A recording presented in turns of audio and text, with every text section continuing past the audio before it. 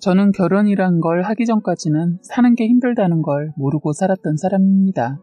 넉넉하진 않아도 크게 부족함 없이 커왔고 친정 부모님들도 사이가 워낙 좋으셔서 저희 친정은 웃음이 떠나지 않은 집이었어요.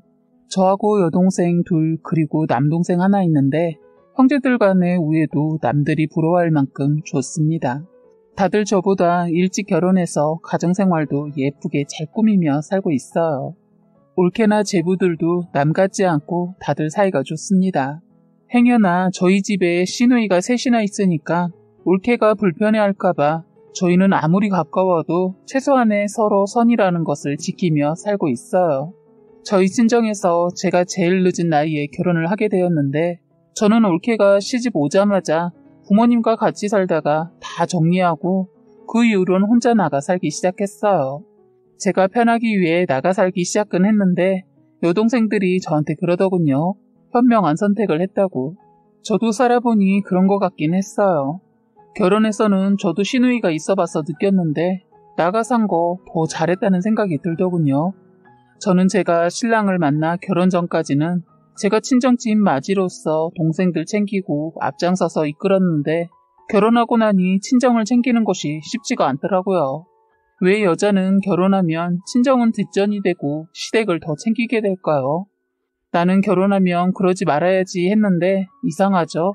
그런데 저는 그럴 수밖에 없는 환경이 주어지기도 했어요. 바로 늙은 시누이 때문입니다.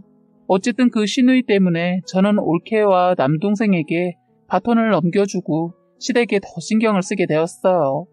저희 시댁에서 저희 신랑이 막내지만 큰아들 같은 위치였어요. 그렇다고 딱히 신경을 많이 쓸 일은 없었어요. 시누이가 시어머니 건물에서 같이 살고 있었거든요. 그런데 그게 저를 그렇게 힘들게 할 줄은 몰랐습니다. 시누이가 시어머니와 살림을 따라오고 있어서 별 신경 쓰이지 않겠구나 했는데 아닙니다. 사사건건 다 간섭하고 완전 시누이 노릇을 제대로 했어요. 다 같이 모이면 이상하게 시누이는 자꾸 저만 시켜대는 거예요. 그런데 그것 빼곤 시댁이란 거부감은 없었습니다.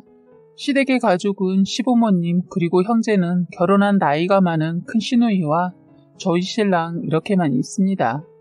원래는 시누이와 신랑 사이에 형들이 둘이나 더 있었는데 초등학교 때 안타깝게도 가족 물놀이를 갔다가 그만 변을 당했다고 해요. 하루아침에 아들 둘을 잃은 어머님은 정신을 놓아버렸고 아들 둘이 아버님과 같이 있었기 때문에 구하지 못한 그 죄책감에 힘든 생활을 하셨다고 들었어요. 그렇게 시누이만 보고 살다가 신랑이 예기치 않게 생겼다고 해요. 그래서 저희 신랑은 저희 시댁에서 완전 금이야 오기야 했다고 합니다. 아들 둘의 몫이라고 하면서 시부모님 번갈아 가면서 학교도 한 번도 혼자 보낸 적이 없다고 해요. 정말 대단하다고 느낄 정도인 게 중학교 때까지 그렇게 함께 등하교를 했다네요. 아버님은 저희 신랑을 위해 직업도 바꾸시고 어머님 또한 일하셨는데 그만두시고 오로지 저희 신랑한테 올인했다고 합니다.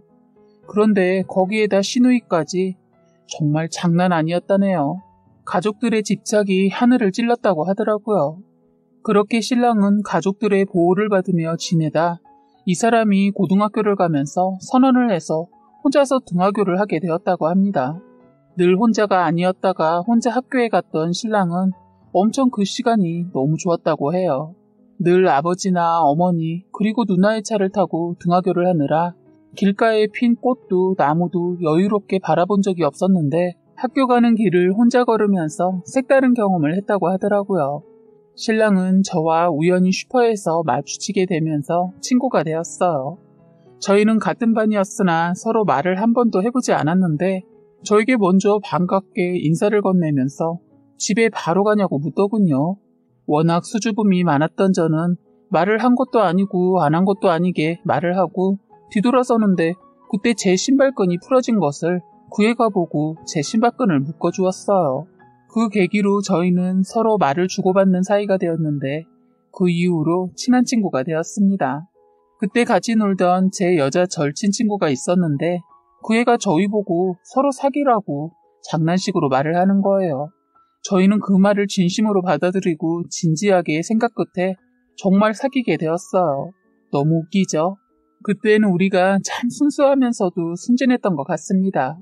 그렇게 해서 저희는 서로 부모님들께 말씀을 안 드리고 말 그대로 비밀로 사귀게 되었어요. 저희는 300일을 손꼽아 기다리며 알콩달콩 순수하게 잘 만나왔습니다. 그런데 남자친구인 누나가, 그러니까 신우이가 동생이 여자친구를 사귀고 있다는 것을 알고 헤어질 것을 강요하는 바람에 저희는 결국 뜻하지 않게 헤어지게 되었어요. 그런 결정을 내릴 수밖에 없었던 것은 누나라는 사람의 나이가 남자친구와 무려 15살이나 차이가 나는 거예요. 학교 앞으로 찾아와 승민이와 헤어지지 않으면 이대로 가만히 안 있겠다고 협박과 같은 말을 하면서 헤어지라고 강요했습니다. 이미 결혼해서 애까지 낳았다는 승민이 누나는 완전 엄마와 같은 포스였어요. 그땐 저도 어리고 순진해서 그 말을 듣고 무서워서 헤어졌습니다. 학교에서 만나면 그냥 가벼운 인사 정도 할 정도였어요. 그러면서 저는 아버지 사업 때문에 이사를 가면서 전학도 가게 되었어요. 2달밖에 사귀지 않았지만 처음으로 사귄 애라 제 기억 속에 남아 있었어요. 그런데 전학 가서 학교 생활 적응하다 보니 어느새 승민이가 자연스럽게 잊혀지더군요. 그렇게 대학 가고 사회생활을 하다가 우연히 버스 정류장에서 승민이를 만나게 된 것입니다. 그날 아침에 몸이 좋지 않아서 오후에 출근을 하려고 버스를 기다리고 있었는데 버스 정류장에서 승민이와 비슷한 낯익은 남자가 서 있더라고요. 워낙 승민이가 학교 때도 키가 크고 잘생긴 외모라 튀었거든요.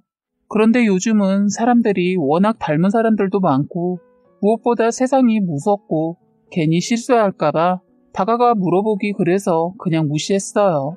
닮은 사람인가 보다 하고 버스를 기다리고 있는데 아팠던 몸이 나아지기는커녕 자꾸 식은땀이 나면서 현기증까지 나더군요. 순간 정신을 잃어버렸어요. 다시 눈을 떴을 땐 병원이더라고요. 그런데 깜짝 놀란 게 제 옆에 승민이와 닮은 그 사람이 있는 겁니다. 저는 조심스럽게 말을 하려고 하는데 그 사람이 먼저 이민정, 너 진짜 반갑다 하는 거예요. 승민이는 저를 몰라봤다고 하면서 저보고 키가 많이 자라서 더 몰라봤다면서 저를 놀리더군요. 저희는 그렇게 다시 인연이 되었네요. 참, 승민이가 병원에 같이 온 것은 제가 쓰러지자마자 옆에 있던 여자가 구급차를 부르고 있을 때 제 전화기에서 전화가 왔는데 회사였던 거예요. 승민이가 전화를 받자마자 회사에서 민정씨, 오늘 몸 상태 좋지 않으면 오늘까지 쉬고 내일 출근해 했을 때 제 이름을 듣고 회사분한테 다시 확인차 제 이름과 나이 뭐 이런 걸 물어보았나 봐요. 순간 제가 손등에 점이 있다는 게 생각나서 확인하고 저라는 걸 알았다고 하더군요. 승민이를 이렇게 만나게 될 줄은 꿈에도 몰라서인지 너무 신기했어요. 그래서 저는 반가운 마음에 서로 연락을 주고받고 헤어지고 나중에 예전 같이 승민이와 같이 봤던 제 절친 여자친구에게 전화해서 다시 만나서 얼굴을 보게 되었어요. 세월이 흘렀는데도 단둘이 만나기가 이상하더라고요. 제 여자친구는 결혼을 하고 애도 있어서 자주는 같이 못 보고 가끔 함께 했는데 볼 때마다 저희 보고 연인 같은데 결혼하라고 자꾸 찔러댔어요. 연애든 결혼이든 옆에서 자꾸 부추겨야 성사된다고 하더니 정말 그런 것 같아요. 친구가 자꾸 그러니까 이상하게 승민이에게 이상한 감정이 생기더군요.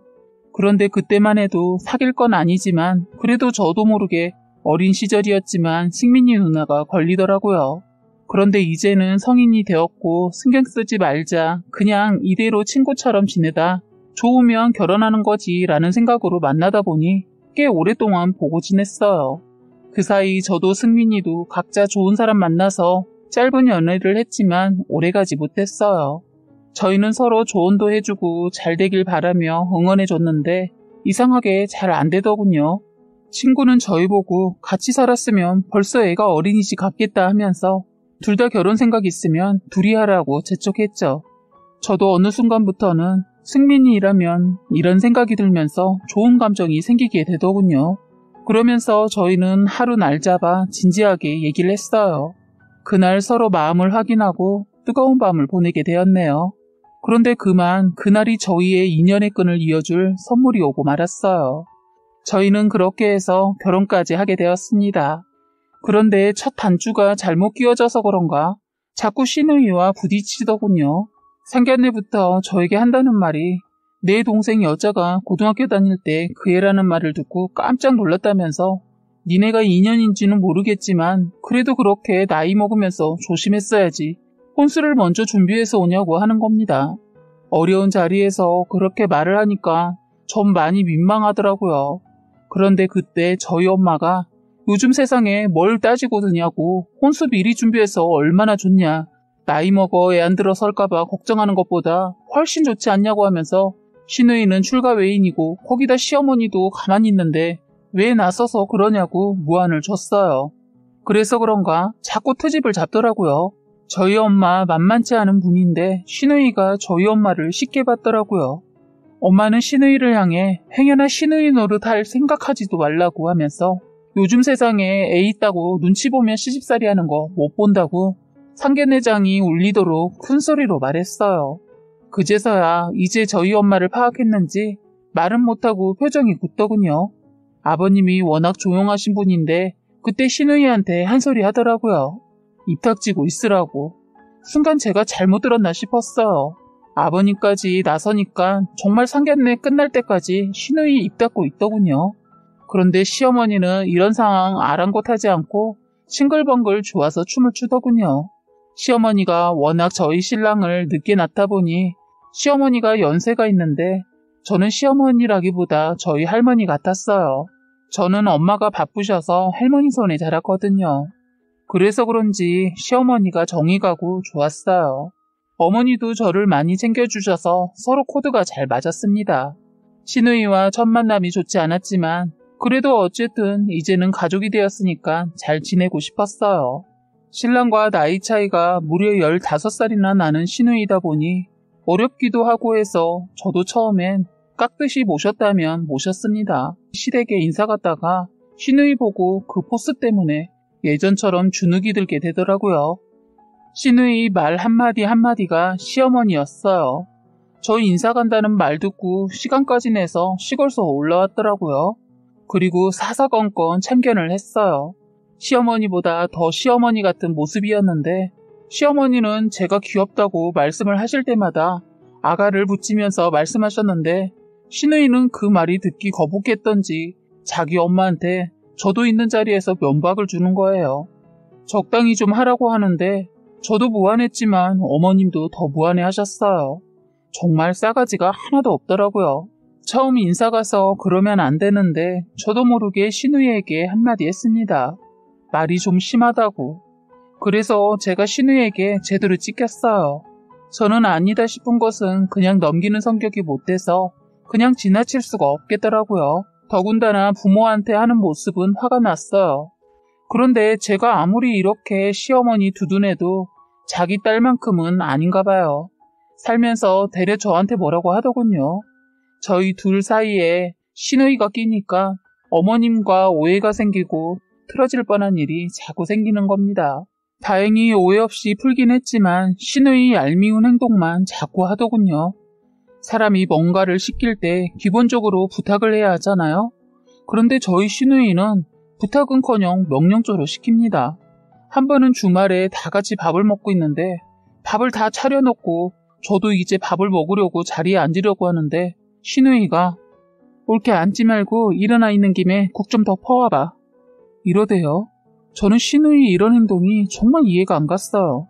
그래서 저는 어린아이 가르치듯 식구들 다 있는 곳에서 형님, 지금 저한테 국 좀 퍼줄래? 하고 부탁한 거죠. 했습니다. 제가 임신한 상태이다 보니 육아 프로그램을 즐겨보게 되었는데 거기서 그러더군요. 아이의 언어 습관이나 제대로 된 언어를 가르치기 위해서는 아이가 할 말을 대신해서 엄마가 하면서 습득하게 하라고. 그게 딱 생각이 나더라고요. 시어머니가 제대로 안 가르쳤으니 제가 해야겠다 싶었어요. 제가 그렇게 나가자 그래도 그땐 싸가지 시누이 딸내미가 자기 엄마한테 그래 엄마 숙모처럼 말을 해야지. 엄마는 무조건 명령조야. 우리한텐 그래도 숙모한텐 그러면 안 되지. 하고 저를 거들어 주더군요. 그러자 게으름뱅이 심해붓께서 그래 당신 수정이 말대로 고쳐. 듣기 그래. 그리고 누가 보면 처남댁이 당신 며느리인 줄 알겠어. 시누이 노릇하는 거야? 낮에 밥을 먹는데 그동안 가족들이 느낀 것을 하나둘 얘기하자 시누이 화가 났었나 봐요. 갑자기 벌떡 일어나더니 자기가 언제 저를 그렇게 대했냐면서 생떼를 쓰는데 정말 떼쓰는 어린애처럼 가관이 아니었어요. 어이가 없더군요. 저는 일부러 더 웃으면서 됐다고 제가 참죠 했습니다. 그랬더니 시누이 방방 뛰니까 시어머니 대뜸 저를 뭐라 하시더군요. 제가 실수했다고 사과를 하라는 거예요. 저는 끝까지 사과 안 하고 그냥 방으로 들어가 버렸어요. 그랬더니 밖에 있던 시누이 자기 화났다고 성질 부리고 시어머니는 애 같은 애 그만 잡으라고 하면서 몸도 무거운 애한테 왜 심부름을 시키냐고 그땐 시누이를 뭐라고 하더군요. 그땐 저희 신랑이 있었으면 밥상 날라갔을 거예요. 몇 번 시누이 저희 신랑한테 지적받았는데 고쳐지지가 않더라고요. 그리고 어머님도 저를 신혼 때는 이뻐해 주시더니 시누이가 시댁으로 들어오면서부터는 완전 달라지셨어요. 아무래도 뒤에서 시누이가 조종을 하는 것 같았습니다. 이런 꼴 안 보고 살 수도 있었는데 저희는 결혼하고 7개월 되었을 때쯤 남편이 하던 일이 잘못되어서 시댁에 잠깐 들어가게 되었거든요. 저희 친정에는 저희 남동생이 엄마네랑 함께 살고 있어서 어쩔 수 없이 시댁으로 들어가게 되었어요. 제가 시댁으로 들어가는 걸 꺼리게 된 것은 바로 이렇게 안 통하고 무조건 일방통행인 시누이도 저희 시어머니 집 아래서 살고 있기 때문이에요. 시누이 얘기에 너무 빠져 얘기를 하다 보니 아버님 얘기를 못했네요. 결혼하고 나서 너무나 충격이었고 아픈 일이 있었습니다. 아버님이 주무시다가 갑자기 돌아가셨거든요. 제가 결혼하고 2달밖에 함께하지 못하고 무엇보다 아버님은 손주를 손꼽아 기다리셨는데 그 점이 너무 안타까워요. 아버님이 갑자기 예고 없이 가시고 나서 시댁에 엄청난 일이 일어나기 시작한 겁니다. 어머님 집은 3층 건물인데 새를 두고 계세요. 그동안은 모든 것을 아버님이 관리하고 계시다 보니 어머님이 잘 모르시기도 하고 혼자서 관리가 안 되어서 모든 걸 정리하고 시골로 가시려고 했는데 그때 시누이가 자기가 다 정리하고 올라오겠다고 하더군요. 그러면서 어머님을 책임지겠다고 저희한테는 걱정 말라고 신신당부를 하면서 신경 쓰지 말라고 하더라고요. 저도 저희 친정 쪽에 제가 나서서 동생들 돌보고 친정 부모님도 챙겨 들었던 터라 시누이도 저처럼 그럴 거라 생각하고 큰일 아니고서는 그냥 지켜봤어요. 형님은 시골에서 농사를 짓고 있었는데 그거 어느 정도 정리됐다면서 너무나도 급하게 일사천리로 일을 후다닥 치르더라고요. 빚에 쫓기는 사람 마냥 너무 서둘러서 조금 이상하다 싶었는데 그냥 형님 성격이겠니 했습니다. 그런데 형님 말과는 다르게 어머님 집으로 들어가서 생활하는 게 아니고 세둔 사람에게 이사 비용 주고 아래층으로 들어갔다고 들었어요. 그 말 들었을 때도 뭐 그렇게까지 그러나 싶으면서 딸이니까 이 또한 그럴 수 있겠다 생각하고 그냥 넘어갔습니다. 그런데 저희가 모르는 엄청난 일들이 하나둘 벗겨지는데 어쩜 딸이라는 게 저러나 싶더군요. 어머님이 자꾸 저에게 달마다 돈을 요구하는 거예요. 저희가 잠깐 들어가 살았을 때는 전혀 이런 일이 없었거든요. 그리고 저희가 들어가서 살다가 제가 힘든 걸 알고 저희 친정엄마께서 도움을 주시면서 분가하길 원해서 몇 개월 안 살고 분가했어요. 그래서 더더욱 사정을 모르기도 했던 것 같습니다. 저는 아침에 나가 저녁에 들어오니까 더 시누이 사정을 모르고 어머님은 그래도 자기 딸이 저한테 흠잡히는 건 싫었던지 말을 안 하셨던 것도 있었더군요. 그리고 돈을 요구할 때 신랑은 모르게 해달라고 괜히 신경 쓰게 하지 말고 빌린 거에 더 돈을 보태서 주신다며 돈을 요구하시는데 월세를 못 받아서 돈이 부족하시다면서 처음에는 50단위 아래로 돈을 요구하시더니 나중에는 100단위 아래로 돈을 요구하시더라고요. 갈수록 액수도 높아지고 하니까 이상하다 싶었어요. 여자의 촉이라는 게 있잖아요. 그동안 찜찜했는데 이젠 들춰봐야겠다는 마음으로 시댁 사정을 알아보려고 하는데 하루는 일을 하고 있는데 어머님이 오시면서 전화가 오셨어요. 딸한테 지금까지 사기를 당했다고 하시면서 그동안은 딸 말만 듣고 너를 원망도 하고 미워도 했는데 미안하다고 하면서 주저리 얘기를 하시는데 기가 막혔어요. 어머님 말을 들어보니까 세상에 시누이 식구들이 하나같이 백수로 놀고 먹고 있으면서 어머님의 돈을 야금야금 처먹고 있었던 거예요. 그래서 어머님은 심지어 생활할 수 있는 돈이 없어서 저에게 돈을 요구했고요. 그런데 한번 세입자 집에 일이 터지면서 액수가 많아지는 거예요. 결국 신랑한테도 말을 하게 되었죠. 그래서 집안이 완전 뒤집어졌습니다. 사건은 그렇습니다. 어머님도 처음엔 딸이 월세가 나오지 않았다고 하니까 믿었던 모양이에요. 세든 사람들이 다 일을 하고 있으니 만날 기회가 없다 보니 확인할 길이 없었고 무엇보다 그냥 딸을 믿었던 것 같아요. 그래도 월세를 꼬박꼬박 내던 세입자가 돈을 몇 달 안 주면 이상해서라도 내려가서 확인할 만한데 어머님은 무조건으로 딸을 믿고 의지하고 있었다고 하더군요.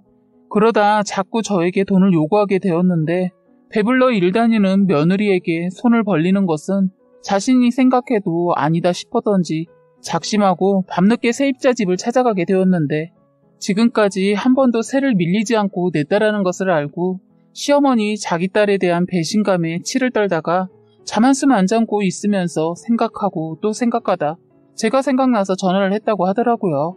이사 오고 난 그때부터 시매부님은 노시고 새 나오는 것으로 생활을 다 같이 하고 있다고 들었네요. 시누이는 시어머니를 보살펴 드린다는 목적으로 집도 공짜로 살고 있고 더군다나 월세에서 나오는 세를 받아서 자기들이 쓰고 있는 거 보고 제가 따지고 들었어요. 제가 그 집에 들어가 있을 때는 정말 그러고 생활하고 있는지 몰랐어요. 그냥 저는 시누이도 일하고 시매부도 일을 하고 있는 줄 알았습니다. 시어머니한테 시누이 집 식구들 얘기를 그렇게 들어서 그렇게 알고 있었기도 했어요. 그렇게 해서 알게 된 것은 세입자가 살고 있는 집에 보일러가 문제가 생겨 큰돈이 들어가야 하는데 그동안 시누이가 다 관리하고 있는데 돈을 주지 않아서 아무것도 할 수가 없다는 말에 기가 막혔어요.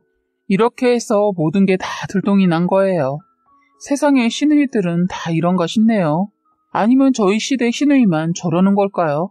신랑도 나중에 누나가 그렇게까지 하고 있는 거 알고 당장 지금까지 챙겨간 거 내놓으라고 하니까 도둑년 취급한다며 더 날뛰는데 어이가 없더군요.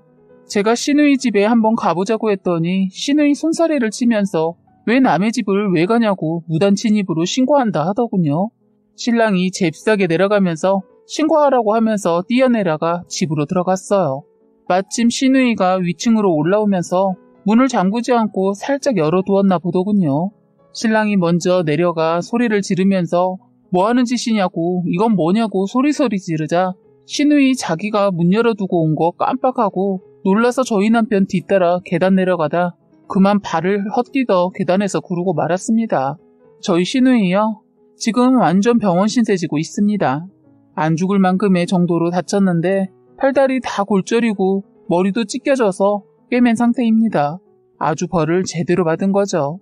자기가 혼자 넘어졌으니 누구를 원망하겠어요. 시누이 그렇게 돼서 구급차 오고 한바탕 난리가 났어요. 시누이 병원에 실려가고 나서 저는 바로 시누이 집에 갔다가 정말 놀라 자빠지는 줄 알았습니다. 고급 소파에 고급 술에 없는 게 없더군요. 어머님에게는 싼 가격의 음식만 챙겨드리고 지들은 고급 한우에 비싼 것만 냉장고에 가득 있더라고요. 어떻게 딸이라는 자식이 그것도 어머님 집에서 자기는 호화호식하고 지낼 수 있는지 이해가 가지 않았어요. 자기 돈은 아꼈다 뭐하려고 두고 그동안 어머니 돈으로 쓰고 살았더라고요. 분명 이사할 땐 물건도 다 버리고 와서 없다 하고 돈도 없어서 그냥 없으면 없는 대로 산다 해놓고 돈을 만져보더니 눈이 돌았나 봐요. 그러니까 어머니 앞으로 나오는 것들 다 가로채서 쓴 거예요. 엄마 돈으로 이렇게 살았으면서 저희한테 어느 정도였냐면 돈이 없으면 사람 취급을 안 했어요. 저희도 시댁으로 들어가기 전에는 그런대로 돈도 있고 시어머니 용돈도 따로 챙겨드릴 정도로 잘 살았던 거 알면서도 현재만을 두고 얘기하고 무시했어요. 그래서 저는 시누이가 정말 돈이 정말 많은 줄 알았습니다. 대박 사건이 나기 전에는 정말 그런 줄만 알고 살았는데 사람이 그동안 가면을 쓰고 살았더군요. 저는 화가 치밀어 올라서 그 냉장고 안에 물건을 죄다 꺼내와서 어머님 맛있는 음식 해드렸어요. 시누이 몇 달, 아니 1년은 넘게 병원에 있어야 하지 않을까 싶더군요. 여기저기 뼈가 금이가 있고 나이에 비해 뼈 상태가 좋지 않아 쉽게 붙지 않을 거라고 하더라고요. 시누이 자식들도 싸가지가 없더군요. 자기 엄마 병원에 누워있는데 문병 한번 가지 않고 집에 있는 물건들 하나하나 빨아서 생활하고 있는 것 같았어요. 완전 그 애미의 그 자식이더군요. 저희는 시누이 무슨 벌을 줄까 고민했는데 자기가 알아서 계단 굴러서 알아서 죗값 치르더군요. 어머님도 그 일로 많은 것을 느끼셨는지 일사천리로 집을 정리하기 시작하셨어요. 그렇게 해서 시어머니 집 정리하고 자그마한 아파트 하나 장만하시고 시누이는 다시 시골에 있는 자기 시댁으로 들어갔어요.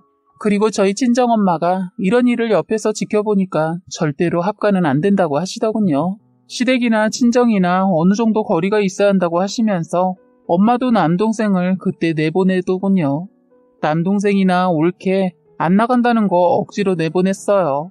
가만히 보니까 올케는 육아도 그렇고 살림도 엄마가 다 해주니까 편해서 안 나가려고 하더라고요. 저도 어쩔 수 없이 시누이인지 그 모습이 보이더군요.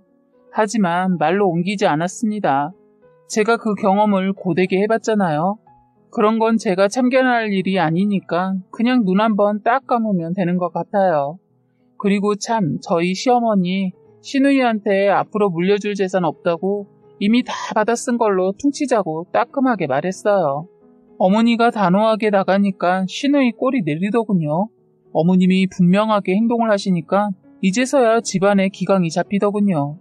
역시 집안은 어른이 어떻게 하냐에 따라 달라지는 것 같아요. 어머니 덕분에 지금은 신경 쓸 일 없이 잘 살고 있네요. 지금까지 여러분의 소중한 사연을 읽어드리는 해바라기 사연방이었습니다. 구독과 좋아요, 알림 설정 부탁드리겠습니다.